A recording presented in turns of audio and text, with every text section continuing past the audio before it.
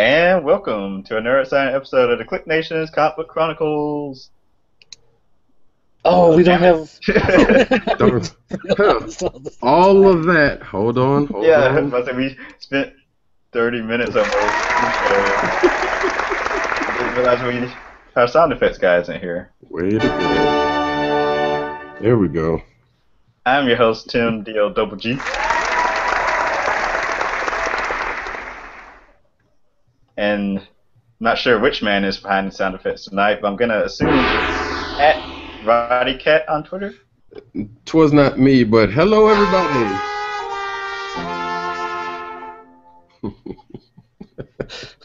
So the real mystery man is at PCN_dirt on Twitter.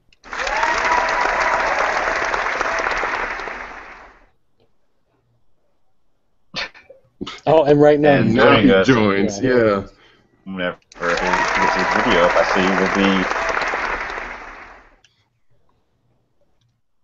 be. So while we allow Agent 70 time to get situated, I do want to welcome Roddy Cat back to tonight's episode. He's joining us live on on remote, Yeah. on location, live on location. location. Yep. Coming to you from the ground, as they say. On the ground at Heroes Con 2015 in Charlotte, North Carolina. woo! Yes, sir. And what a day! What a day. Okay, that's all you got. Yep. That's all I got. Listen. Leave it at that.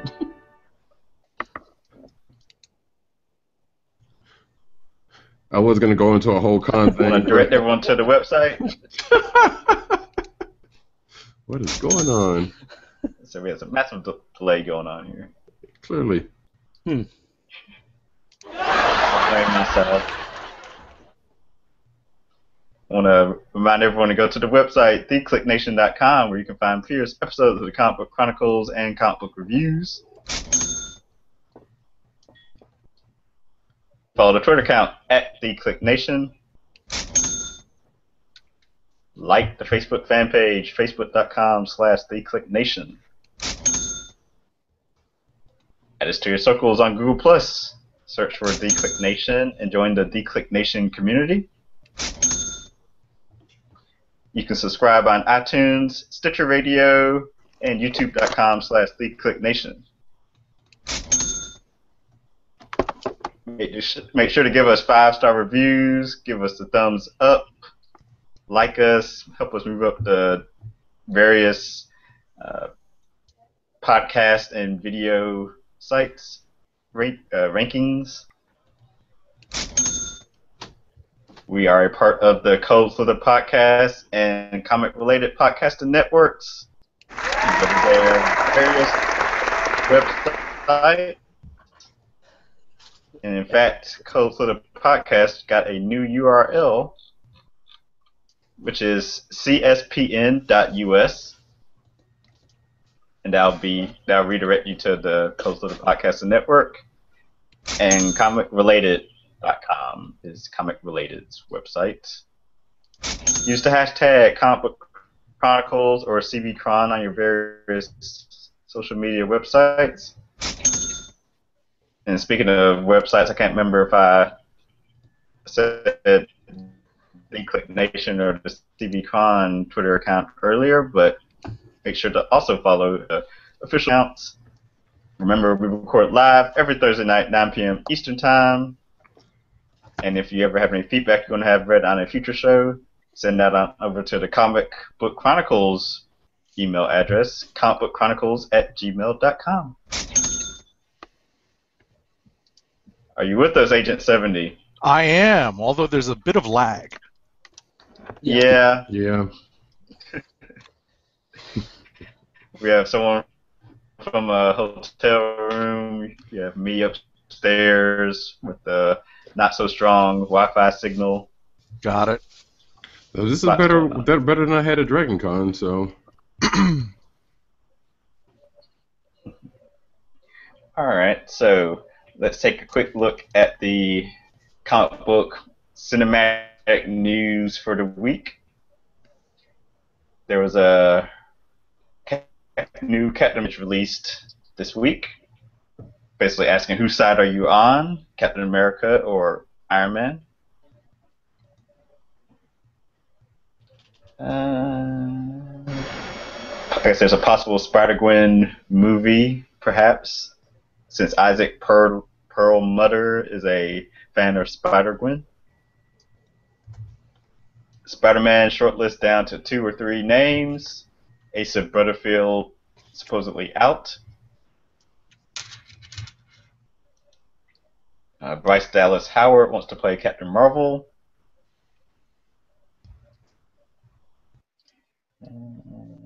Rupert Wyatt to direct the Gambit solo feature movie.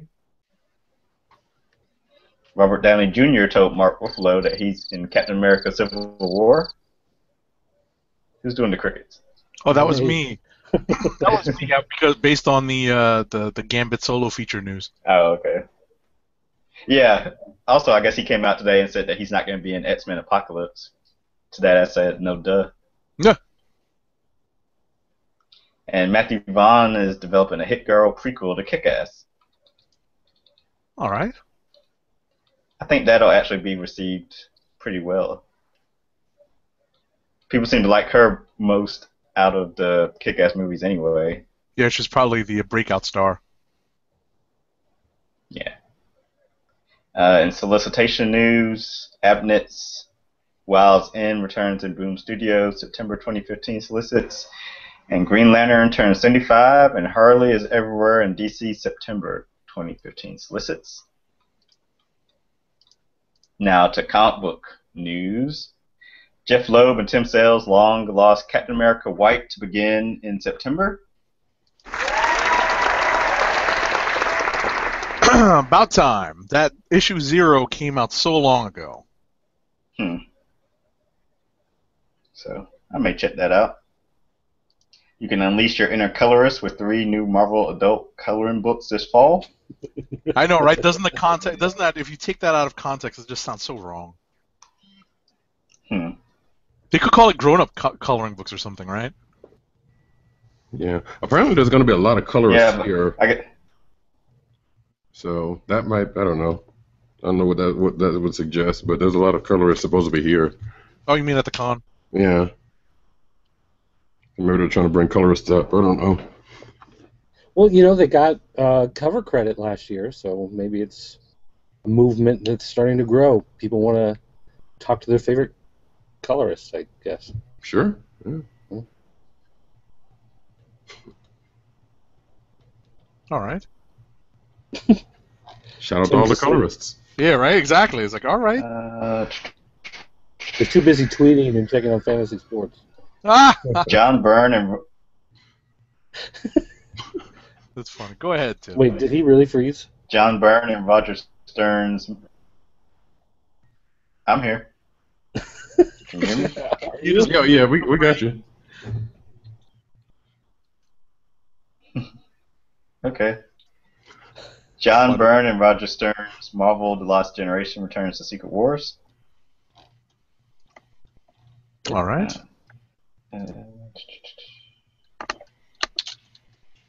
Let's see. Jim Zub and Ramon Box return to Disney Kingdoms in Figment 2. I know I'm sure Dirt was a fan of that, right? Dirt's Yeah, gonna be happy about that. Yeah, I enjoyed it. My son enjoyed it, so we'll look forward to it. Although I'm kind of wondering what the story's going to be, but I guess we'll see. If the limits of your imagination, I guess they can do anything, right? Exactly. Figment versus Lockheed. That's the premise.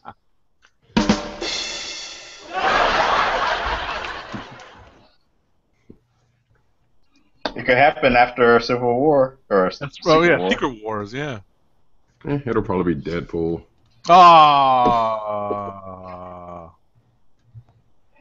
Devil's Due and First Comics create new comics publisher.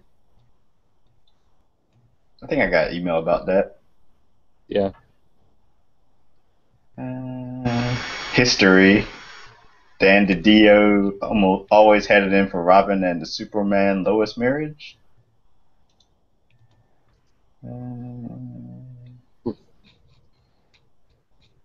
So yeah, we brought this up. Marvel, Comixology, and Amazon expand exclusive deal.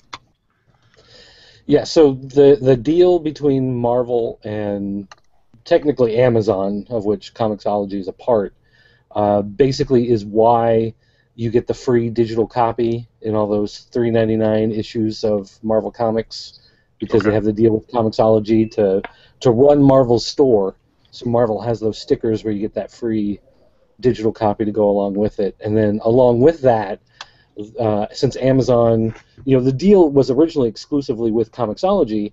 Now that Amazon owns Comixology, then they're expanding that exclusive single issue sales to the Kindle bookstore. So if you've got a Kindle, you can go in and get the individual Marvel books through the Kindle bookstore as well as Comixology. And technically it's still exclusive because it's still Amazon, the parent company. Okay. They've altered the deal. Pray they don't alter it further.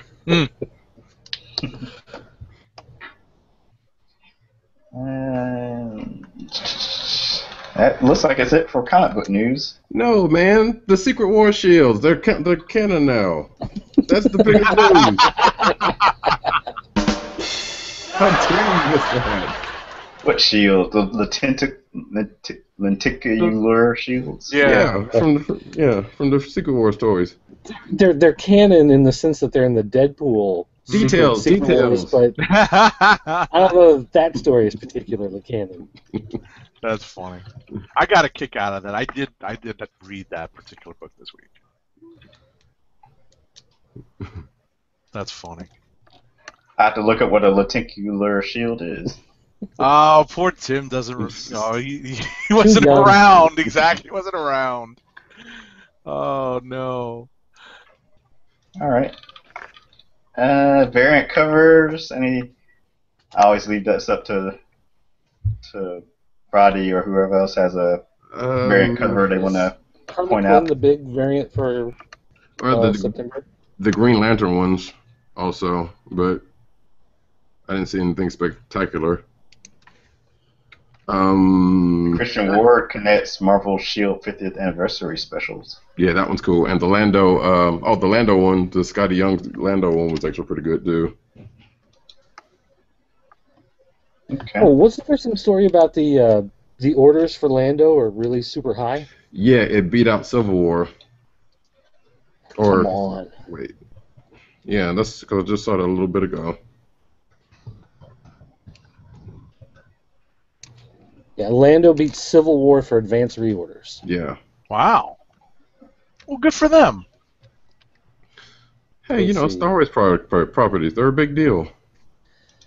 So for reorders, I mean, these are after stores have placed their original order, and then stuff runs out, and they want to order more, or something hasn't come out yet, but there's a buzz around it, and they think it's going to sell better, so they up their orders. They order more copies before it comes out.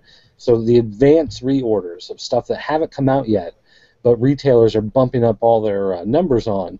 Lando is the highest advanced reorder.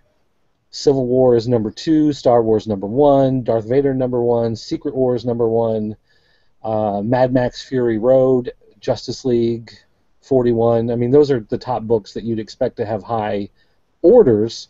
But the question with a book like Lando, you don't know how high the initial orders were, that these reorders are so high. So was there a question of, is this book going to be as popular, and did they maybe not order as many, but now they see how much fan reaction there is to it, so then they go back and reorder a whole bunch more?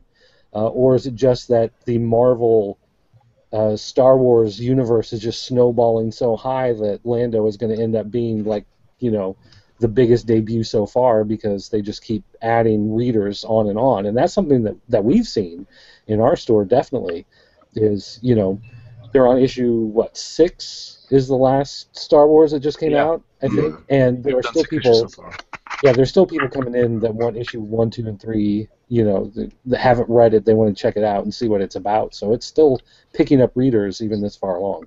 Is the trade solicited for sometime soon? I'm assuming they're going to do the first 6 issues. I don't recall seeing it yet, but I'll have to go back and double Because check. that'll give you something to market to these people who are looking for issues 1, 2, and 3. Yeah. Unless they're really interested Although- in getting the director's cut that came out this week.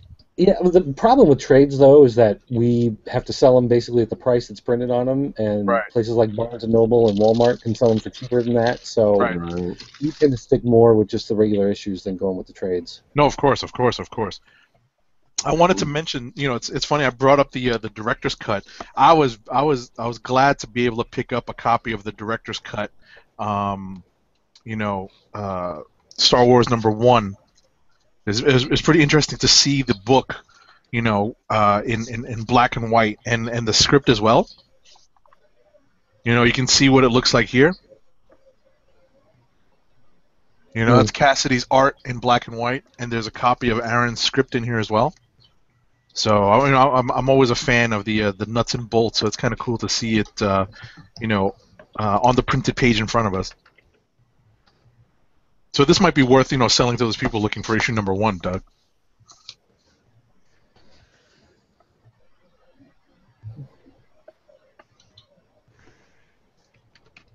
All right. Any other Barrett news? Nah, I was about to say, shout out to Classic Material. He probably ran up some of those numbers. Ah. You probably did. Of the Lando book, anyway. Exactly. But no, I think that's it for that. Wow, Right. is it a slow news week? It is. That and the news person was running around. Just gives us more time to get to the actual meat of the show, which is reviewing comics. There you go. But first, I must read our sponsor ad. Today's podcast is sponsored by mycomicshop.com. Go to coldslitherpodcast.com, then click on Keep Our Podcast Free link at the top of the page. From there, click on the My Comic Shop banner and order from a vast selection of new releases, back issues, vintage classics, graphic novels, and more to be delivered right to your door. Why bother schlepping to the local comic book store when you can order your books online? My Comic Shop through coldslitherpodcast.com. Do it today.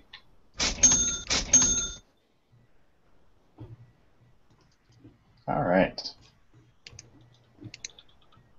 I see Agent 70's filled his list out. Yeah, I actually didn't get to read as much as I wanted to this week. I actually missed out on reading Ms. Marvel number whatever it is up to this week. 16. Yeah. Yeah, I thought about trying to Yeah, I didn't speed get to read read that before the show, but It was I alright. just got a couple pages of Justice League of America out the way. Do you guys want to talk about that right now? Justice League of America #1. Did you guys read that, all of you? Yep. You, I read some of it. See, I struggled through this. Did anyone else? It was not the best Justice League book I've ever read. Didn't it sort of read very choppy? It was just choppy and just uneven. I had a very, just a tough time flipping through. There's a lot of pages to this stupid thing too. So Well, first there was a lot of talking in the book, a lot, and it's not just there was a lot of talking, but it was a lot of pages of this character we've never seen before trying to explain things without really explaining things, right. with just pages of text balloons. Yep. Which, okay, fine, but then in the middle of Superman hearing all these stories, you have We get Aquaman. Nick Lachey and Twix. No, I'm kidding. We do. Aquaman wanders off, and he's doing something in another part of the world that is seemingly completely unconnected with this story. You had Flash and Green Lantern and Wonder Woman and Batman, and they're all in a spot. Right, they're all being drawn to a spot. But all of that's unconnected Right. from what Superman's doing, and it felt like he was trying to world build, I guess, and it just wasn't. You couldn't see a connection between anything that was happening. Agreed. And so I found myself, I just, reading it, I was not captivated, I wasn't pulled in by any of it. It just felt more like, when you have some of those bad cartoons, some of the, like, Justice League Unlimited episodes or whatever that just didn't really go anywhere, it was just kind of boring, and it's kind of what this was. Like, there was no point I could point to this one moment and say this killed the story, but I can look at the entire book and say there's nothing here that really pushed the story or made it exciting or really intrigued me. Well, I think what Hitch was trying to do, what we've neglected to mention, is that Brian Hitch is doing not just the art on this, but also the script, the story, and the plotting. So, I think what Hitch was banking on, I think, was some of the shock factor of seeing, spoiler alert, a room full of dead Supermen. And kind of getting the story moving along with a quick bang at the beginning of the issue. And I was pretty underwhelmed by that, and it wasn't all that intriguing. And to be perfectly honest, I was surprised to say that the art was fairly underwhelming as well. It just didn't look as detailed and as nice as a lot of his stuff. Right, and there was a couple of panels that were just kind of elongated, and the anatomy was just kind of off somewhat. I don't know if anyone else noticed that. I mean, I've collected a lot of Hitch's Marvel stuff. I didn't really read his previous DC stuff per se, or the Image. But like it was America's Got Superpowers, I think it was. Yeah, that was one of them.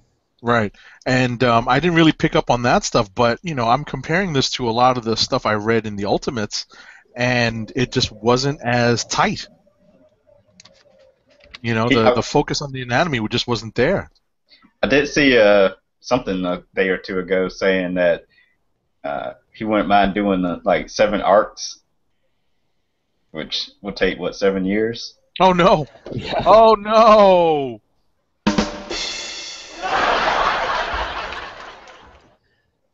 I guess the big hook that's supposed to pull you back in is the reveal at the end of the issue. The character, I guess we'll say, the character that appears at the end of the book. But even then, it's so patently obvious that whatever this is can't be what it's supposed to be. Right. So I don't like. There's no intrigue really. It's like, okay, someone is lying about who they are and trying to trick Superman into thinking something else. Who cares? I don't see, because the character. And again, trying not to spoil anything, but the character that appears is not a character that has really had any major influence on Superman, other than a throwaway word here and there. So the fact that this character appears is a character that's had really no impact on his life and has really meant nothing to his myth, other than one tiny little reference that you can put on a Wikipedia page and then never mention again. So I just didn't care, Just got done with the book and I thought, well, that was $6. Oh no! And, Was it $5.99? yep. Yeah, it was expensive. It's oversized. I mean, it's 60 It is pages long, or yeah, something that's a like lot of that. pages. It is long. Yeah. Kind of reminds me of when, not to say every artist that tries to, do the writing and drawing on their own books does this, but like when Dustin Weaver drew and did the writing on one of the Edge of Spider-Verse issues, I came away from that issue saying like, wow, this was very wordy. Right. And it's funny, he actually did another book that we're not supposed to be talking about this week because it actually didn't come out. Dustin Weaver, that is. Okay. He actually did a book. There's a book that we may have had a chance to read that's not out this week. Oh, did that get moved Yeah. to next week? Oh, I think so. So did I, and then I saw it. And is it one of the delayed Secret Wars books? Yep. Okay. Yep, Dustin Weaver. Might have been the book I was just asking about in the doc. Well, I mean, there were get my only early like, review 74 books that got delayed from Marvel or something like that. So Right. That is That's crazy. funny.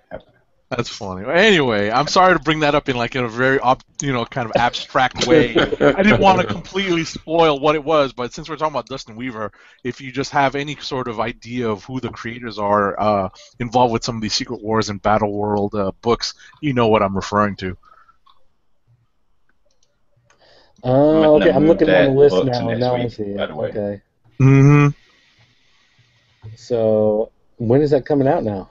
I have no idea. It's not this week. All right, I'm gonna move it to next week's folder. I looked at comic I list and I was, was like, I oh was wait, just it's about not to out do this week.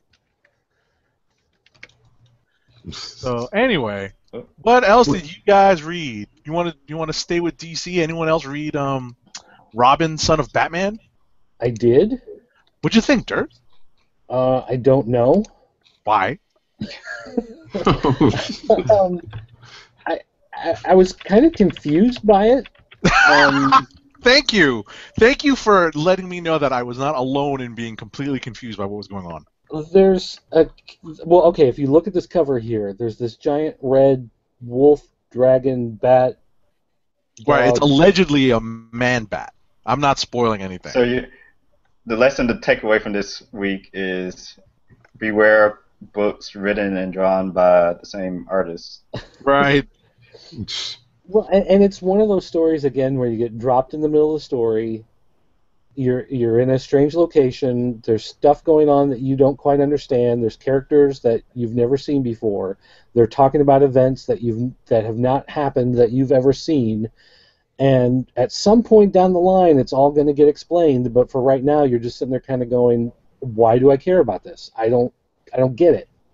And that's kind of how I felt with Robin. I was going to do a Vine comic review of this, and I couldn't think of 6 seconds worth of anything to really say about it, other than to just sit there and stare blankly at the camera, because I got done and I'm like, well, I don't feel like I hated it, but I don't feel like there was anything worth getting excited about either. Yeah, what I was going to say is, and I think this was the main weakness with this issue #1 and the Justice League of America, is that it did not sell me on picking up a second issue. Yeah, I like Damian Wayne. Well, you know what? General. He's the brightest. I was about to say he was the brightest part of the story. It seemed like everything around him just didn't come together. You spoke of the wolf / man bat looking thing that doesn't look like a bat at all. He's named Goliath in the story, and all I could think of was gargoyles. Shout out to gargoyles. But ultimately, it's the character that I'm kind of following from page to page, but all the other stuff, the background stuff, the setup, the world building that they're trying to do, and the setup of the character that I'm not all that familiar with, and I don't know if I'm supposed to be familiar with. It was just very difficult to sort of care about the story, but I was, still kind of captivated by just the character of Damian and Here's my main problem is the whole storyline with Batman right now in his book is that Bruce Wayne has disappeared. He's gone, presumably dead. Right. You've got Commissioner Gordon in this Batman battle suit. You've got Harvey Bullock and a couple other detectives doing like his cleanup backup crew. Right. And I wanted to see how the void of not having Bruce there and not having Tim, because they did, Batman and Robin with Tim and Damian for a while, and that was interesting. Mm-hmm. But now here he is with no Tim, no Bruce, and it didn't touch on that at all. It didn't say anything about that situation. It was just him out on his own, wandering around, doing his thing. And like I said, I just had a hard time really caring about anything that was going on. So I guess I wasn't the only one, and that does make me feel a little better. No, absolutely. I was pretty pretty down after reading this. Kind of, like I said, just not enthusiastic about the story and not looking forward to picking up a second issue. And again, this may be one of those things that just because of the era in which we live, where you get 6 issues through, you might have a tight story in a trade. Right. But as monthly issues, it just sometimes doesn't work out right. So, I'm at least willing. I'm going to check out the next one just to see if it builds up at all. Well, for academic purposes, Yeah. We're talking about academic purposes here, but I actually did legitimately pick up, this issue while I was at the LCS on Wednesday. Yeah, I kept one just because, like I said, I liked the character. I should have read it first before I kept it, but But nonetheless, yeah, it was there. It's a book that exists, and that's about all I can say for it. Gotcha. One book By I the way, do. well, go ahead. Oh, are you going to add something else? No. I was just gonna say I also I wanted to just jump super quick off topic and just say I also picked up the director's cut of Darth Vader, and that's pretty cool to see some of LaRocca's black and white art. But go on. I was just going to move on to another DC #1 that came out this week. Go for it. And that would be Doomed. Did anybody read Doomed? Nay. No. Okay. You might want to check this one out. Really? This book is Scott Lobdell trying very, very hard to do Miles Morales in the DC universe. No kidding. I mean, that is what this book is. It's him and his friend. He gets these superpowers. He doesn't really know what Is to the do friend the about them. chubby Asian guy? No, actually, I think he's Caucasian. That's funny. But there was a lot of talking, a lot of that Bendis-style dialogue where they talk the way we talk, type of thing going on. Not a lot of action for the first issue, just kind of a little tease of what's going on. So you've got built-up characters, but there's not really a whole lot of action and plot happening quite yet. Oh, the protagonist is a young man of color. Oh, I see the Miles Morales. But no, I mean seriously though, if you read it, if you took Miles Morales and put him in the DC universe and gave him the Doomsday virus, that's what this book would be. Oh my gosh. Yeah, the 8-page preview kind of read like that too. The 8-page preview was pretty fun. Yeah, so it's interesting. And there's a Katie Bishop analog too. Oh my goodness. I wish there was a little more action and a little more story, in this one, as opposed to just giving you some character pieces and some beats to kind of establish the world. I mean, that's what this one is. This is really an establishment issue. But I think if anybody enjoys Miles Morales, they're going to enjoy Scott Lobdell ripping off Miles Morales pretty much as best as he can. All right. I'll give it a shot, Dirt. I will give it a shot, Dirt, based on your recommendation. I think the artist is the Javier Fernandez, who's actually never mind. I'm getting my artist mixed up, but I think he did contribute to Magneto. I think May have, yeah. I thought I was gonna say. I was gonna say he was the guy that helped launch it, but that was another person whose name escapes me. Let's see. I can throw out another DC book since we're on a roll. Go for it. Yeah, because they put out a whole bunch of #1s this week. Dr. Fate #1. Wait, don't you have a no magic thing? or does this not qualify? Oh, he froze. Oh no! It's the magic.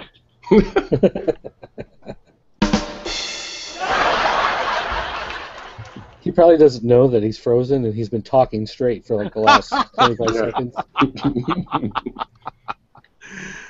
I think he just figured it out. Yeah. Or he just got disconnected. That's another one. Well, did anybody else read Dr. Fate? Nay. All right, we'll wait for him to get back before we talk about that one. Did anybody read Martian Manhunter though? No, but I heard. What did you guys bring up a story about a rumor regarding Martian Manhunter and like later issues? No, I don't think we did. No. Oh, okay, so I guess you can talk about it when you talk about the book. Go ahead. Well, this was actually a fun issue. I enjoyed this one quite a bit. There's basically the idea is a lot of aliens are on Earth, kind of like a Men in Black type thing. They're hiding as shapeshifters in everyday sight. Mm-hmm. Some of them are kind of old, lost their shapeshifting abilities, so they're, the transients that you see kind of huddled in the corners and the alleys, hiding out, whatever. And everything that you know about Martian Manhunter has been a lie up until this point, basically. It's been a false story that's been presented to the American public to cover up his true identity and his true mission. And that is that Martians are going to invade Earth, and he was supposed to be part of an early, like scouting force, whatever. Yeah. And that the aliens, the Martians are going to destroy mankind, take over the planet, There's a lot of them that are still alive in existence, and somehow Martian Manhunter was a weapon of mass destruction that was supposed to be smuggled onto Earth in order to somehow cause the end of humanity. So he's Goku from Dragon Ball. Well, he's basically fighting against it. He's the reluctant villain. So basically, So I actually enjoyed this quite a bit. Retconning is one of those things where it can feel very cheap or it can feel very smart. And this one felt very smart, the way they handled it. Okay. And the way they explained it. And I enjoyed the beats of the story. As opposed to Robin, where I came out of it going, I don't know what the heck's going on. I came out of this one going, I am looking forward to the next issue. Like, I really do want to know how these characters fit together and how, he plays a part in this invasion and how this invasion is going to happen and all these things. Because you see that there is this global conspiracy of these, shapeshifter aliens infiltrating society. So I am intrigued. And this does make me want to read the next one as soon as it comes out. That's cool. All right. Let's see, Tim is still moving. Yeah. Anybody read Superman Wonder Woman? No, but I saw that the Truth banner was on this cover. Mm-hmm. The weird thing is, if you look at Justice League, came out last week, and Justice League of America came out this week, you still have Bruce Wayne Batman, you still have powerful Superman with his secret identity and everything. Right. But yet, the Batman books, the Superman books, everything has changed. Right, and the team-up books, Superman, Batman, and Superman, Wonder Woman. Right. Batman, Superman. Oh, Batman, Superman. Sorry about that, right. But yeah, like I said, the two team-up books are reflecting the new status quo. The one problem, like this story overall is fine. There's actually some secrets about Superman that have never been revealed before, just small personal things about him, but they came across, again, retcons can feel cheap or smart, and this one was a little bit of mix of both. It felt kind of cheap, but it made sense in the overall story. Like, you could see, like, I could see how this retcon would fit in, but the main problem I had is that it's another massive problem is happening in Smallville. Oh. And we saw that in Action Comics did a storyline where Smallville where the aliens were possessing them or something like that. It was like a big horror movie, whatever, and there was another storyline where Smallville was under attack from something I don't remember. It was part of the Brainiac, I don't know. But anyway, so again they're in Smallville, and again there's some sort of aliens or something that are stealing houses. There's and a disturbance, yes. And Lana and John Henry Irons have been kidnapped and have disappeared, and he's got to find them. And so, I mean, the story itself is technically fine. Like, there's no real problem. The story doesn't stumble in any way other than the fact that, once again, we're in Smallville, and once again, Smallville's having this problem. Once again, Smallville's under attack, and I don't know if at some point they're just going to say, "Oh, by the way, it's like Summerdale in Buffy or whatever the name of that town was, where it's like a gateway to hell. It's underneath Smallville." I don't know if that's there's a reason why. I was about to say there's a reason why Clark's or Kal-El's ship was drawn to Smallville, right? Right, yeah, maybe. There's a big evil magnet that's sucking in powerful beings. I don't know. But Smallville's a hellmouth. That's great. Hellmouth. That's what the word was. Couldn't think of it. But somebody is a Buffy fan here. I got you. I've watched a few episodes. All right. I see you. So, like I said, if you're following the Truth stuff, it's worth checking out. And like I said, the story itself is technically fine, but it is, once again, Smallville. And that's the main problem with it. All right.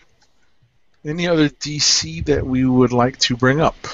Because that's pretty much... I was skimming through Black Canary just now, but I can't really say much about it. Okay. Oh, there's a little bit of a cliffhanger ending to the Superman Wonder Woman, right? I was just flipping through it. I'm back. Hey! Woo!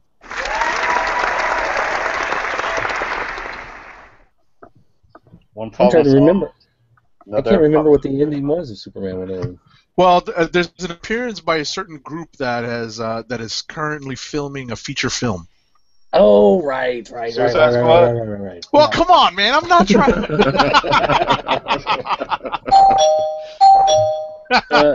No, he meant the Guardians of the Galaxy appear. Exactly. I'm helping fill the gap there. So let's see, Dr. Fate.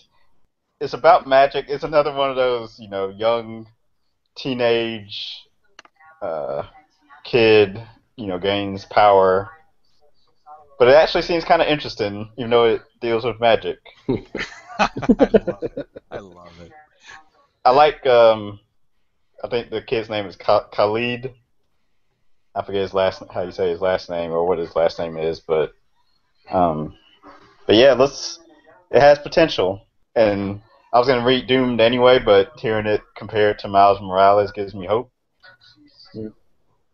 I kind of hate, well, I won't say hate, I kind of dislike Scott Lobdell on Teen Titans. Yeah, I agree on that. Well, but see, that's the thing though with a book like Doomed, is that it's not Scott Lobdell trying to be Scott Lobdell. It's Scott Lobdell trying to rip off Brian Michael Bendis. Yeah. And maybe the fact that he's going to somebody else and just kind of getting inspiration, right? Right. Heavy inspiration. That may make a difference. I'm also kind of curious for his Red Hood and Arsenal now. Yeah, that one was actually, well, like I said over Twitter, that one was actually pretty good in the A-page preview. Yeah, I kind of like that too. Yeah, and the first issue was all right. But yeah, I'm kind of curious about the way that goes. So yeah, Dr. Fate gets a thumbs up, and Black Canary I heard y'all at least start to bring up. I did read that. It was cool. I'm trying to figure out how was the band already named Black Canary before Dinah, how you say her name, came along. Dinah. Yeah. Dinah. They were fans? Mm-hmm. Maybe. And as friend of the podcast, William Bruce West says, basically makes the Spider-Gwen comparison to Black Canary. Yeah. Oh, yeah. Because of the music, right? Yeah. And being in the band. But I would say that, at least, I haven't read last week's Spider-Gwen yet, but at least the issues beforehand, being in the band wasn't as big a focal point as it is in Black Canary. Well, so now this is Jim and the Holograms. Is that what it is? If I remember Jim and the Holograms, yes. There's probably a couple of parallels to it, but and as far as the Spider-Gwen, yeah, she hadn't. I mean, up until recently, she hadn't been back in the band up until like this last issue, anyway. So okay, she had left. Well, she had got dropped from the band and then came back. Right. So the one thing that I've heard most about Black Canary is that it's supposed to be aping what's going on in the Batgirl books. And have you been reading Batgirl since the big overhaul several months back? I have. So does it feel like that same type of energy and storytelling? It seems slightly different. Like, I mean, yes, they both kind of deal with heroes in their more in their non-superheroing, not community, but lifestyle, kind of, copying from Matt Fraction's Hawkeye. But I will say not Black Canary, Batgirl seems more fun-loving than Black Canary. Like, even though Babs is kind of like down on her luck at the beginning of the new Batgirl run, she's out of her luck, she's homeless and has no money, she still kind of has like a cheerful disposition. Black Canary, not saying that she's like, dour and depressed or whatnot, but it's more... she just can't stay out of trouble. Yeah. Trouble finds her. Mm. So I wouldn't say, I mean, yes, they're similar, but I wouldn't say it's like exactly the same as Batgirl. Right. But yeah, it was a good first issue. I'll keep up with it. All right, cool. Anything else DC from anybody? Nah. Nope. Let me check my list. I think that was it. I was about to say, what happened in Wonder Woman 41? Did anyone look at that? Yeah, I haven't gotten to it yet. Because I picked up the cover because the cover is supposed to be the debut of the new non-bathing suit costume. Right. So And that's what she's wearing in the Superman Wonder Woman that's out there. Right. She's outfit on. Right. Does she have claws? Oh my god. Well, she's the god of war. Yeah, but now she looks like Azrael. This is Well, very who's- 90s. who's It's the- very 90s. Oh my I was god. about to say that almost looked like the suit that was in the Wonder Woman pilot or trailer, whatever. The pilot. Yeah, you're right. I haven't been reading Wonder Woman, so. Oh, she has claws or Skip blades. Oh, lame. All right. Anyway. Yeah. Thor's #1. Yes. Sure. I enjoyed this. I was so shocked at how Much you enjoyed it? No. At how I was. It took whatever expectations I might have had about this. I should not have been as surprised as I was to see that it was a police procedural. Yes. That for the police corps, the police force for Battle World. For Were you thinking Green Lanterns?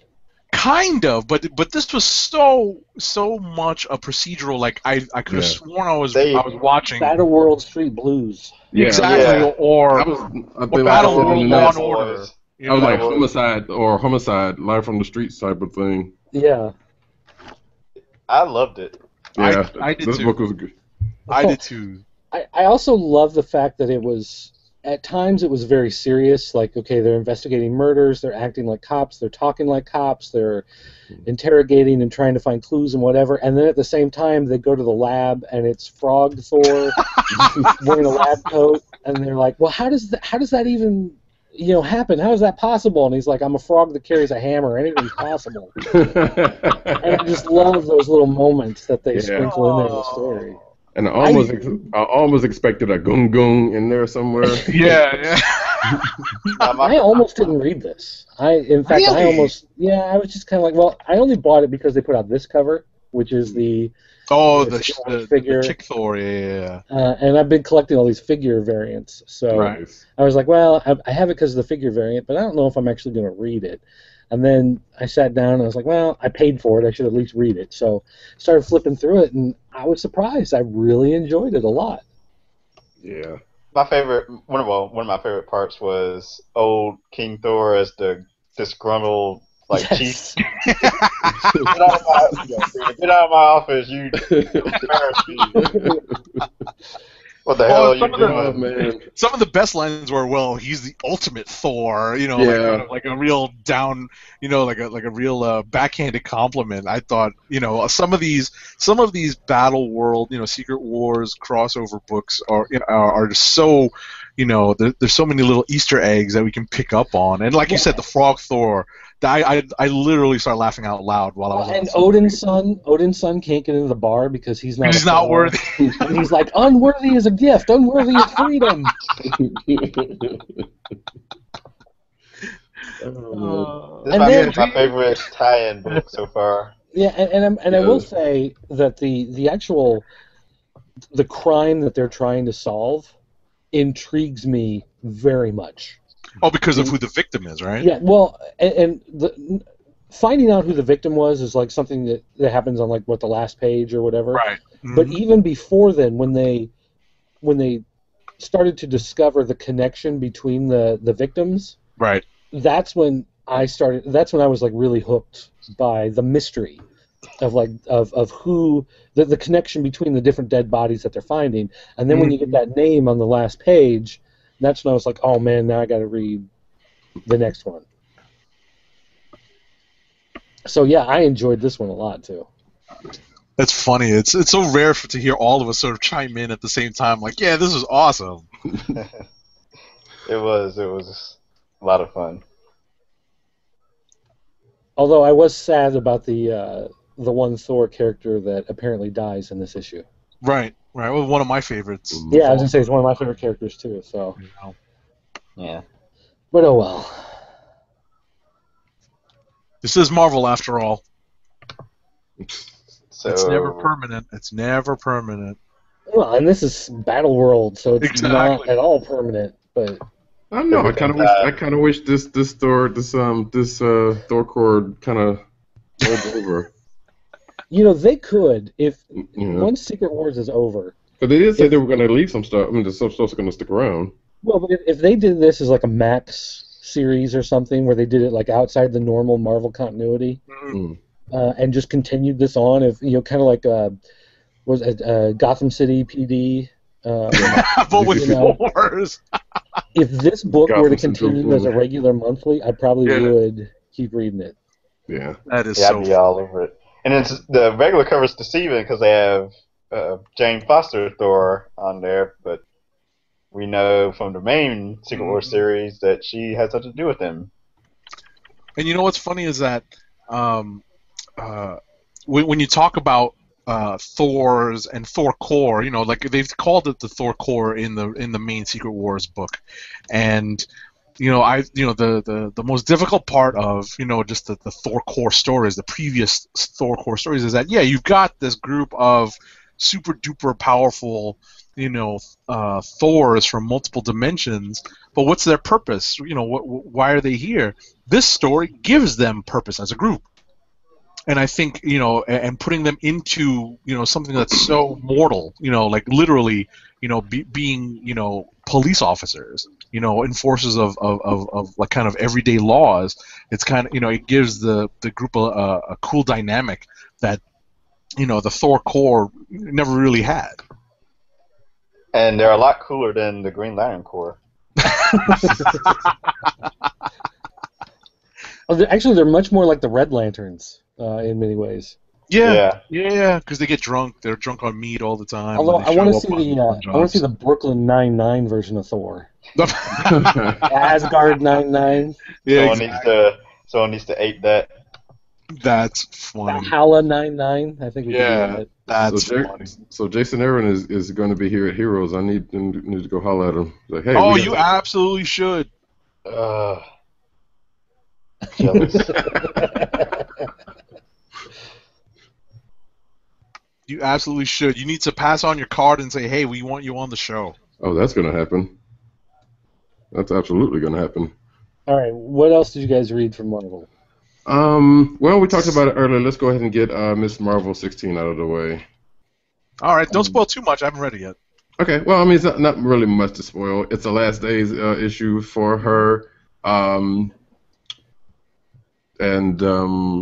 Well, we find her. Well, basically, we start off finding her in the dumps after her dealings with her crush. Oh, the Inhuman, yeah. Yeah. So we find her dealing with that in a pretty cute way, and then the last day stuff comes in where the planet comes down and people start freaking out, and it's basically it goes through what she does, when all of this goes down. Okay. So, and then at the end of it, well, not at the end of it, excuse me, it just basically does that because that'll start giving away because I think I may have said too much. Well, I think the cover for the next issue sort of gives it away. Yeah. So. But not everybody checks the solicits, so you can't. Right. Yeah, that's true too. Yeah. Okay, So well then, it was a pretty good read. Mm-hmm. If someone doesn't read Ms. Marvel, but they're reading all of the Secret Wars stuff, does it tie in enough as being a Last Days story that it feels like it's part of that Secret Wars, that end of the world story, or is it just more just about her? It's definitely a tie-in. Yeah, it's probably a little bit more about her than actually tying in. But I mean, the tie-in is actually an actual tie-in as opposed to some tie-ins will say, hey, the Bounder just shows up for a panel and then leaves, type of deal. Right. Okay. Cool. But the only thing you'll miss out for, I probably pretty much just told you, and that, like I said, she's dealing with, dealing with her the revelations on her crush. Gotcha. All right. So let's see what else we got here. Marvel this week. There's Runaways #1. I was gonna ask you about that. How was that? It wasn't exactly what I expected, but I'd give it like a average rating. Okay. It was like some people described it as the Breakfast Club. Oh no. So basically, it's like it focuses on the whatever Doom school in Doomstadt, where the brightest young people from across all the different domains are sent there to learn, and then there's like some final exam where you get put in teams, and I guess you compete, and whatever team wins is the best or whatever. I'm sure that's taken from some other like not Lord of the Rings, but Hunger Games type Hunger deal. Games. Okay. Oh, I was supposed to say Harry Potter. But all the kids that are on the cover are in detention, and they're trying to get out so they can go, get ready for the exam, and they all get put in the team together. So it's got like different versions of Jubilee, Pitsy, Cloak and Dagger, where their powers are inversed. So Cloak is Dagger, and Dagger is Cloak. Okay. Bucky Barnes is the we call it the hall monitor, I guess. All Mr. Goody Two Shoes. Let's see, Molly Danger, and then at the end, the final page reveals a character that, of course, was announced to be in the book, but I had totally forgot about that person. Okay. But I like the Amadeus Cho and Scar are like best friends, and like Scar is basically his like bodyguard. Like if he gets in trouble, like Scar shows up like, leave my friend alone. It's always got to be a Hulk, right? Yeah, or Hercules. Or Hercules. Yeah. I tried reading this one, and I got about, I don't know, maybe 3 or 4 pages into it, and just thought, nah, I'm going to read something else. Like, it just didn't, there's nothing about it that really caught my eye, captured my attention, made me want to keep going. Well, it appears to have inspired a friend of the show, Dr. Gloom. His Avatar. All right. But yeah, I felt the same way reading Justice League this week. Yeah, so did I. But, I was never a fan of the original Runaways either, and I know a ton of people live and die by that book, so... Yeah, maybe not live and die, but I definitely liked it. It took a while to get used to, just reading about those characters, but, I definitely see why a lot of people, like the, like that story. It's just, whether or not it's even related to, some of those characters. I guess some of those characters do appear, right? One. Oh wow, that's it. Mm-hmm. Yeah, it's Runaways in name only. Yeah, it's more like Young Avengers and Young X-Men, probably like all mishmash together. Okay. What do you think of the art? I like the art. I like Sanford Green. South Carolina's own. And the last book I read, I believe it was the last book I read, was Squadron Supreme. Oh, actually, it's not the last book, but yeah, Squadron Sinister? Sinister. I'm sorry. It was supposed to come out last week, but got bumped. So this is like the Sons of Anarchy style Marvel Secret Wars book, where it's a book about the bad guys and them doing bad things and yada yada yada. I like Carlos Pacheco's art, and I do like. It is interesting to see, the battle world from the focus of, villains. That was interesting for me. Thor dies in this issue. Oh no! And they need to figure out who did it before God Doom puts his gaze on them. Especially the story. It's like a running theme. Yeah. It's like let's take care of this before God Doom takes action. Yeah, there's a couple books that seem like Thor's was like that too. theme. Yeah. And I guess this book also had some Shadowline characters who I've never heard of before. Shadowline. No That's kidding. what I heard. Is that who the? Is that anyone else read this? No. No. Oh, okay. Sorry. I was gonna say Hyperion fought some other dude near the end who I'm assuming is a Shadowline character. I have no idea. But wasn't Shadowline part of Image? Yeah. That's what I thought.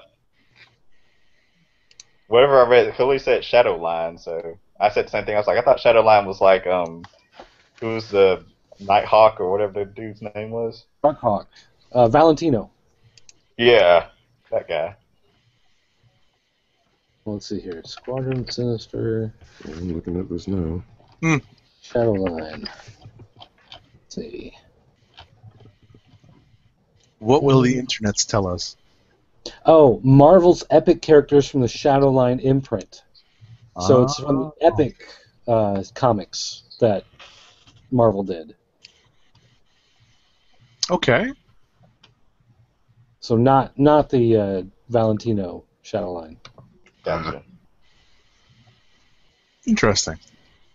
So supposedly this is the issue where like no character is safe. Someone can die every issue. So I may stick with it. I find myself not actually reading as many Secret Wars books as I thought I'd be. I don't know. I mean, I think I'm reading more than I thought I would be, honestly. Yeah, actually, I was. Yeah. I thought I was only going to be reading Secret Wars itself and none of these other tie-in books, but man, I'll be reading Thor's like a second time.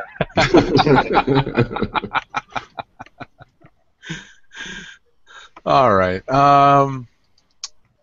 Did anyone else read Old Man Logan #2? That was the last book I read this week. There you go. So I liked it better than the first. That's all I'll say. Well, what I was going to say is at least we see what happens when you try to cross over into another realm, when you try to go up the shield wall. You know, there's a Thor there to kind of strike you down. You know, and what ends up happening is that Old Man Logan is kind of traversing different. I don't know if it's a dream. I guess it's a dreamscape or a mindscape. And kind of flipping through different realities, and then where we find he's landed after crossing the shield wall is a locale, a part of Battle World that we're familiar with. Anyone who's been reading X-Men for a while will recognize the Age of Apocalypse realm, and I got to pull out my Battle World map to see what the name of that realm is. But yeah, I was gonna see. I was gonna check the map to make sure that that Age of Apocalypse world is actually near the Wastelands, where he's supposed to become. You know. All right, let's pull it out. Let's see. Where's the Wastelands is 31. So let's see here. That's big. So and it has a lot of borders. So if it's crossing into what's Age of Apocalypse? Yeah, it does. It borders. It's a big border. Okay. It's a very big border. It's on the right side of the map when you look at it. Just want to make sure they were Staying consistent, right? Yeah, staying consistent. I wish there was a Google Maps version of that. Oh, you know, that's something that they really missed the ball on that one. Yeah. Yeah, because their map isn't the greatest on the website. Yeah, I mean, it's kind of helpful to have this thing, you know. Although Yeah. it looks too much like a Monopoly game board because of the McDonald's board. Or Risk. Yeah, exactly. Yeah, it's a mix of Risk and Monopoly, you know. So, but yeah, you know, it was like you said. I agree with you, Tim. It was a better read than the first issue. It was nice to see, you know, the Old Man Logan character, you know, moving out of the Wastelands into one of the other realms and seeing how they react to him. You know, and it's also interesting, before we move on, it's also interesting reading this, knowing that this is one of the characters that's going to live on beyond Secret Wars and kind of enter the Marvel Universe proper. That's Yeah, the only reason I'm reading it. I was just thinking about that because the cover shows him and a somewhat normal-looking Wolverine Oh, and yet he's the one that survives, and the other Right. Wolverine does not. deceiving cover, because I'm assuming that's supposed to be an Age of Apocalypse Wolverine, but isn't he missing a hand? Maybe it's his left hand, maybe that's missing. It's missing. It is missing. If you look at the barcode, that's the stump. Oh, I see. Right down there, it's covering it up. Right, the Okay. barcode. I'm sorry for the glare, but you could see it's right under the Secret Wars. That's the stump. Okay. So that is the Age of Apocalypse Wolverine that he's fighting.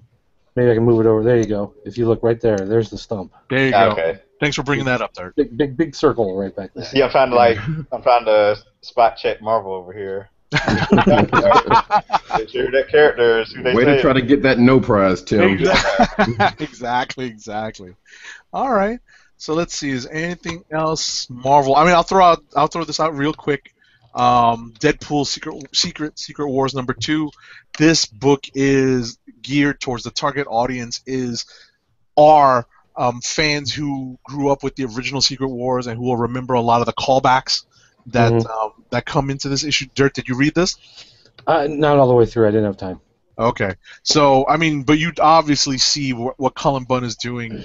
You know, basically he has, you know, numerous issues of the first Secret Wars limited series, and he keeps, you know, referring to, you know, individual scenes throughout as a kind of, you know, and then weaving, you know, this kind of weird, this weird retcon, false retcon or whatever, because Right. it is Deadpool after all. So. Well, you can even look at the cover. The cover is a Yeah. throwback, where you've got Hulk holding up the top of the mountain there. Right. And you've got that giant Deadpool with his little Deadpool, you know, doll or whatever playing along with him. Right. Although there was a variant cover, I think it involved Deadpool, where it's a much better drawing of the Hulk holding up the mountain, and I think he's tickling him. Do you remember that one? Oh, okay. That variant cover. I know. I picked it up. So, you know, I don't remember which comic that was, but I remember definitely leaning towards that and picking that up. I think it was a Ms. Marvel cover. Come to think of it.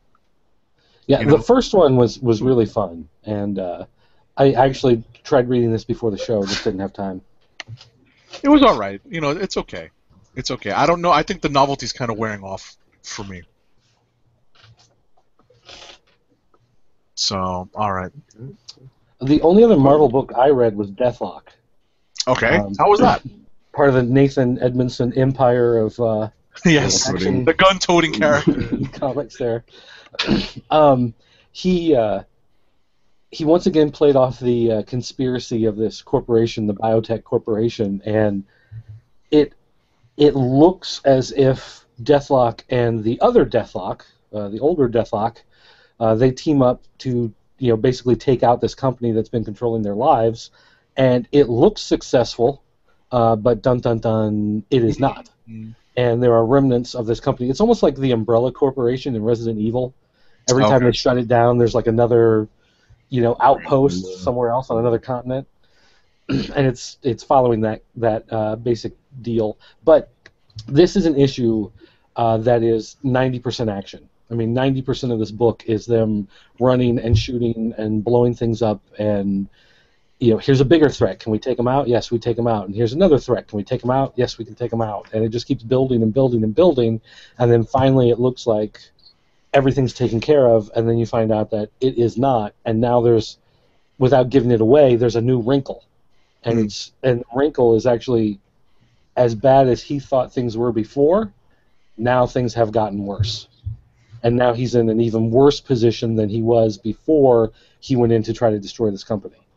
So Edmondson keeps finding ways in order, every time you think that he's found a way to, you know, to blow a hole in the wall and walk out to freedom, he's walking right out into another even bigger room that he's got to fight his way out of. Wow. And metaphorically speaking, that's what this book is happening. Every layer that he peels back in order to escape, there's, you know, an even tougher layer still holding him in. And kind of like the Bourne Identity movies, the way the conspiracy kept going deeper and deeper and deeper and deeper, and that's basically what's happening here as well. So it's a very enjoyable book. I still love it. quite a bit. I'm gonna have to catch up on this based on your recommendation. I know you're a fan of the Edmonton line, that he does for Marvel, and I've read most of the other ones. I've read obviously Punisher and Black Widow. Yeah. Deathlock is the one that I've had trouble keeping up with. And just based on your recommendation, especially given the fact that some of these weeks are a little light, I may have a chance to kind of catch up on Deathlock and see if I like it now that we're 9 issues in. Well, and it's also, I think, if you look at the 3 characters, Punisher, Black Widow, and Deathlock is the weakest of the 3. Right. And I originally had 0 interest in the book. Like I wasn't even going to bother. The only reason why I did was because his name was on it, and even then I waited until several issues had come out before I really, decided to get into it. Right. And so once I did, I was like, oh my gosh, this is great as Punisher and Black Widow. So it really is, among my favorites of the stuff coming out from Marvel right now. Nice. Who'd have thunk it? Seriously? Yeah, I'm like maybe 4 issues behind, but I've liked what I've read so far. Cool. Well, speaking of action-packed issues and Colin Bunn, Moon Knight number 16. I did not read this, so I guess you had a good time reading it. Yeah, it was pretty good. It was like I said, action-packed. It was let's say there was at least one scene that may invoke a certain other character, similar character in another universe who had a movie back in 1989. No. Mm-hmm. Just slightly. So here we have, and it just pretty much starts off in the action. You see some flying dudes come in and just swoop up people off the streets, and next thing you know, Moon Knight comes in with his Moon Knight glider. The Crescent glider. Yeah, which looks like a different version because this is a kind of kitted out one, has drones and guns and whatnot. Mm-hmm. And so you see him chasing them down and getting the people back. And once again, you see a very familiar scene involving the moon and said glider that may invoke this movie that I was talking about. So, yes. But yeah, like I said, it was a pretty good action-packed issue. I definitely see that there's a superhero costume running rampant in this one as opposed to the Mr. Knight outfit. So that's a nice change of pace. Yeah, and the only other seemingly tied to what's been going on recently is that near the end of it, you see him reference about talking to your gods type of deal. End of the world type thing. Okay. Well, no, because he's been having issues with Senpai noticing him or Khonshu noticing him. Right. So he just kind of makes an offhand reference to that to the people he saves. Okay. But yeah, it was enjoyable. I liked it. It's definitely on my reading list. Like you can read this and not have to worry about anything prior to this. Also, this issue pretty much stands alone. Someone like me could sit down and just read this one issue. Yeah. Okay. Dirt. I don't know. Yeah, I was about to say, Dirt. I don't know if you've been reading Moon Knight at all. So. No. I haven't been following up on Moon Knight since '92, maybe. Wow. So. All right. And that's pretty much all I got. Yeah, I was gonna say there's not much left out there, really. Actually, what I want to know about is Dirt, Alex and Ada. I wondered if that was going to come up. All right, this is the final issue. Really? It was always meant to be a limited series. It was never meant to be an ongoing. So this is the final. I'm not going to spoil necessarily any part of the story. Okay. I will spoil the fact. I will spoil the fact that this is my click of the week, hands down. As much as I enjoyed other stuff, nothing comes close to this book. Wow. This I gave this book 95 out of 100, and the only thing that kept it from being a 100 out of 100 was the reveal of who the villain was, who basically turns him in for having this sentient robot. The character who does it, you can see that there's a motivation there, and it fits, but it still kind of comes out of left field until you get the explanation. So it's one of those where you don't really see it coming. Nothing really builds for it, but then you have the reveal, and then you go, oh, well, okay, I guess that works. But there was nothing pointing to that character in the reveal that they would betray him. But beyond that, that was the only flaw I could find in the entire book. The artwork was gorgeous. The characters were perfect. And it was an ending. It's one of those endings to the story where a whole lot of time gets compressed in the middle of the book. You've got these parts at the beginning where his world kind of falls apart. Then you have this compression of many years. And then it kind of starts to breathe again towards the end of the issue as his life changes. And again, I'm trying not to give things away, but the ending of the book, it's one of those endings where, you know, I felt like I just watched the movie of the year. I felt like I just finished one of the best novels I've ever read. Like, it came across as just one of the best stories, hands down, I experienced, whether it be a comic or a movie or a book or, you know, whatever. This was just perfect, and I've enjoyed this series a lot. You know, going along every month that it's come out, and this, like, it's one of those things where you get to the end, and I like it so much I'm afraid to ever read it again. You know, because reading it a second time kind of ruin the experience now that I know how it ends because the ending was so perfect. Or do I want to read it again and re-experience everything? You know, I'm kind of torn in that way because I got done with it and it felt like, you know, that feeling you get when you get to the end of a long story where you've gotten close to the characters and you're really sad to see them go and you're sad that the story's over. You know, it's not that the world ends at the end. It's not everybody dies at the end. You know, life still goes on. The world is still turning. You know, that type of thing. But it's just one of those things where the story was just perfect, and this is one of those stories that is going to always be in the back of my mind whenever I watch anything else or read anything else. You know, from now on, this is going to be in that pantheon in my brain of the great stories I've experienced over the years. All right. Wow. It's a good review. Yeah, if there's a level of praise that you need to hear in order for you to go out and read something, this is twice that. Yeah, wow. I mean, listen, I know Tim was big on this for a while, and I had meant to, you know, and I guess now that it's over, I'll go back and read it. So, you know, I'll give it my own read and see what I think. But thanks for, you know. I read one of the issues on my vacation. I can't remember exactly which one it was. Now I'm probably like 7 issues behind or whatever. What issue was this? 15. 15. Yeah, I'm like halfway. So, but yeah, 7 or 8 or 9. I think I'm on, and I loved it. But yeah, good series. And it's Image also, has a couple series I need to catch up on. Yeah, and it's also kind of bittersweet when you get to the ending because, again, this is a planned ending. It's not like the series got canceled. Like, this is the ending that he wanted to tell. This is what he was trying to get to when he started, you know, with issue 1.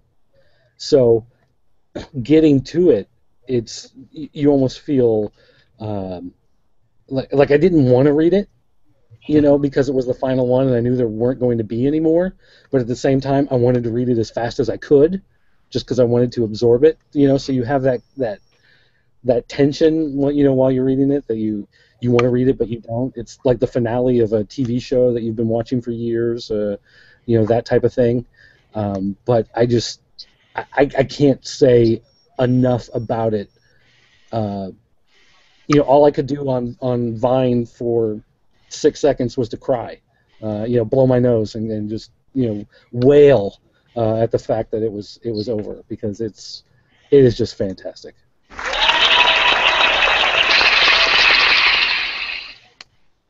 All right, cool. And if any of you guys need copies for academic purposes, let me know. No problem. Sure. Any other books? Image, IDW, Dark Horse? No.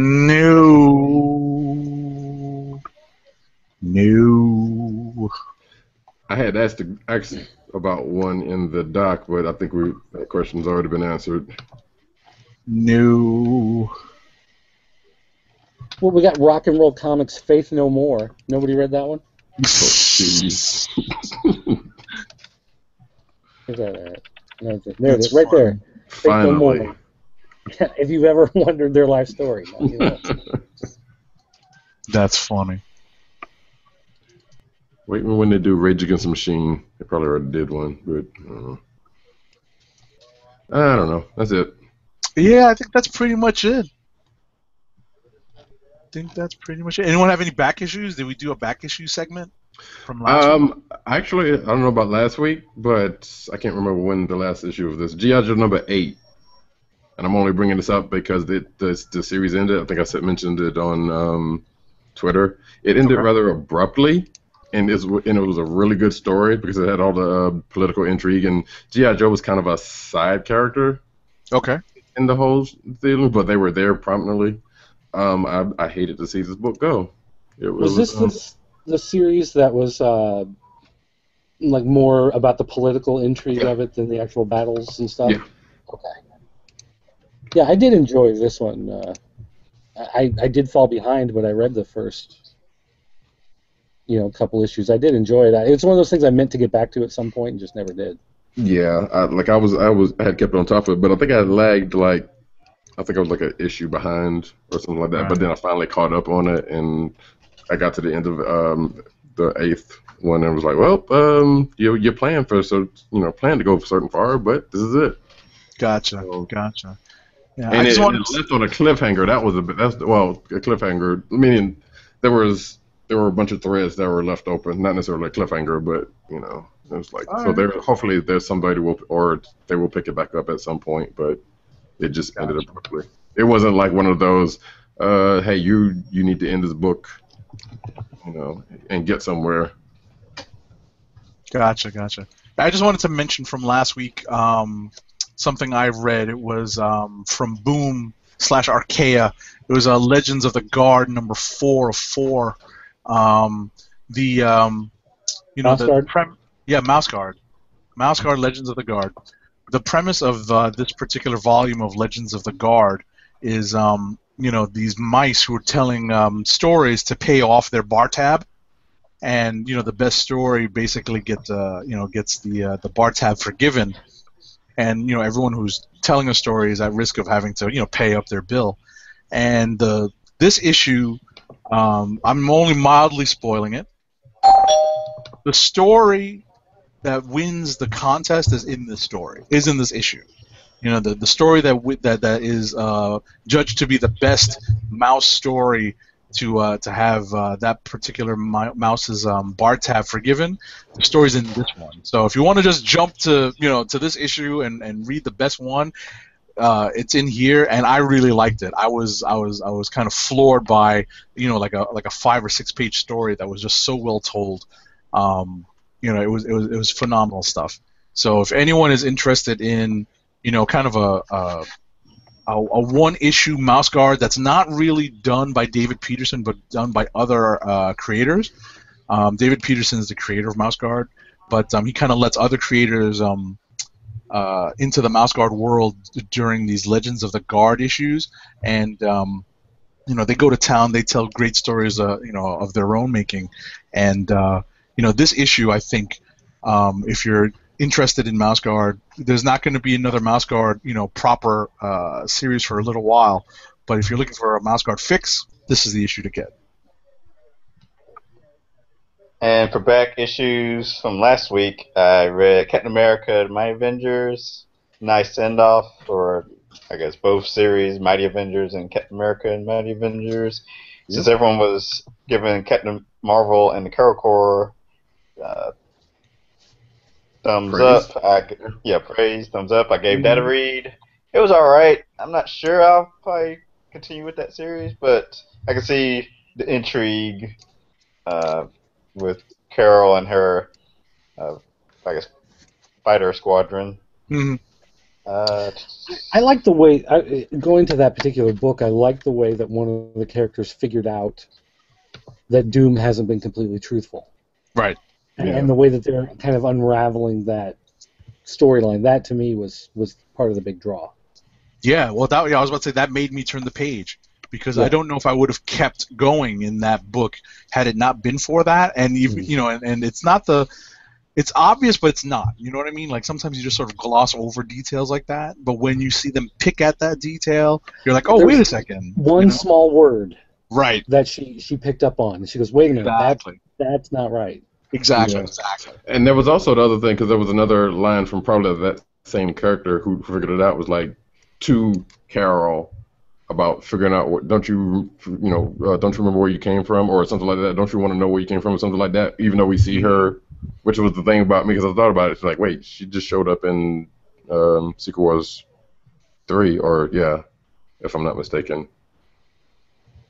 But we realized, so there was a whole lot of, like, wait, she's here at this, but she's also showing up in this other thing. But we also know that there's probably multiple versions of these people. Right. Like this might be the same person as the one that shows up in Secret Wars proper. Right. All right, cool. And then Ghost Racers #1 and Gotham Academy #7. Cat to Doze. Marvel Zombies #1. That was good. Yeah, that's Marvel Zombies #1 was a surprisingly good read. I had no intention of reading that, but I'll be keeping up with Marvel That's the Zombies. one where she was wandering out in the wilderness and finds a child. Yeah. Mm-hmm. I enjoyed that. Right. Go ahead. No, I was just going to say, see, this is what Dirt and I were talking about before. I'm actually reading a lot more of these Battle World Secret Wars books than I thought I would ever even try to make my way through. Although, the ones that people seem to have the most buzz for early on were books like X-Men '92 and I haven't read that yet. Neither and have I. that to me has no appeal. Yeah. And there seems to be some sort of secret underlying tagline of Secret Wars. Like, yep, you might end up reading something you didn't expect. Mm-hmm. Federal Bureau of Physics was last week. That was pretty good. There was the oh shoot, what the hell happened? It's getting This is what happens in our back issue segment, ladies. Yeah, no. It was actually pretty good though, because there was not much. There was a little bit of action, but it also opened up some other stuff, and it kind of went to some side characters that we kind of didn't expect to see again, or at least I didn't expect to see, but I'm glad it did. So it's kind of been going on, and I've noticed they've gone a long way from where this book started, and it's still been interesting to me. So I've still been enjoying it. Came in the last Padawan, I think y'all talked about that one, so yeah, that was all right. I haven't read it past the first issue, so. All right. There's one, Mrs. Deadpool and the Howling Commandos. I probably won't continue with that either, because I haven't been keeping up with Deadpool. Never really have. Mm-hmm. It ties a lot into, I guess, however she was introduced, and they got married, and he got killed. However, all that happened. Right. Mm-hmm. Yep, that's all I read from last week. Oh, Ultimate End #2, which still makes no sense. Yes, thank you. And you know what's funny about Ultimate End #2? A little bit of a spoiler bell, even though it's a week old. So, I didn't pick up Ultimate End #2. I didn't pick up a physical issue. I did not pull it, so I never ended up getting a copy. And if I go to one of the bigger stores in New York, I'll probably be able to pick up a copy. But at one of the smaller shops I frequent, they were sold out because of something that happens in this issue. And I'm like, please, people, I know who bites the bullet. And this is a character that Bendis just apparently does not like, because the same character bit the bullet in Disassembled. Avengers Disassembled. Oh, I heard about that. Yeah. Right. So, why is this issue selling out? It makes no sense. We know it's not permanent. So. Or is it? Or is it? Bum, bum, bum. My fear with these Bendis Secret Wars books, and I guess I'll find out once Guardians of Nowhere comes out, is at least the 2 out right now, they're so confusing, and it seems to be on purpose. Yeah. But yet, they're Bendis books, so they probably closely tie in the Secret Wars or what's going to happen after Secret Wars. So they're important, but they make no sense. So it's supposedly by the end of Ultimate End, or issue 5 or whatever. Mhm. We find out what's really going on. But I mean, at that point, the book's over, Yeah. Right. It seems like a long time to wait to figure out what's going on. and will it be worth it? Probably Right. not. Probably not. Not with Bendis. Not the way he ends up some of these event storylines. Yeah. All right. Are we at Click of the Week time, fellas? I hope Dirt has probably a couple of hours Click of the Week is uploaded. I was gonna ask. He put his up there. I saw. Yeah, I saw his. I'm waiting for you to announce yours. I think mine's pretty obvious. Well, yeah, I was gonna say ours. I'm assuming a couple of us had the same Yeah. thing. Are we Thor's saying number Thor's? Yes, Thor's Yeah. number 1. Yeah. Yeah. That's funny. Jason Aaron, shout out to Jason Aaron, Chris Sprouse, Carl Story, and Marte Gracia, the color artist. That's the creative team on this. That's a pretty great story all around. So I'm the only one breaking the Yeah, count Dirt. on that one. I enjoyed it, but Alex and Ada 15 was just unbelievable. Yes, that was very impactful for you. So we understand. Yeah, that's we cool. We got you on that one. So, all right, That's cool. All righty. Tim. Let's take it home. Bag it. I want to thank everyone for tuning in live or tuning into the audio or video replay of tonight's Comic Book Chronicles. Roddy Cat, will you be on next week? Yes, I will. Yay! I am back on for at least the next 3 to 4 weeks. You'll be able to tell us all about Heroes Con next week. Yes. Yep. There Full may be. recap. Yeah, there may be. Well, there will be pictures. There may be a Periscope or 2. I don't know. I got my Like I say, Street get the Pass. Periscope going. Yeah, I know. I got my Street Pass device. I got the handy wipes. I got the portable. I got the most important thing you would need at a con. Nice. So yeah, if you see me out there, I'll be in the shirt of the day. Say hey. I got Breath the mints. business cards. Breath mints. Yeah, I got gum somewhere around here. But, Nice. yeah. It's all taken care of. Come see me. Say hey. I don't bite. Be nice, because I'm scared. But yeah. Cool. Make sure to follow us on our individual Twitter accounts. I'm at TimDOGG98 and at CBCron. Roddycat is at Roddycat and at NewsNerdsNeed. Agent 70 is at Agent_70. And Dirt is at PCN_Dirt. And go to his website, popculturenetwork.com. Yeah. We'll be back live next Thursday night, 9 p.m. Eastern Time. We are the Comic Book Chronicles, and we are signing off. Hey.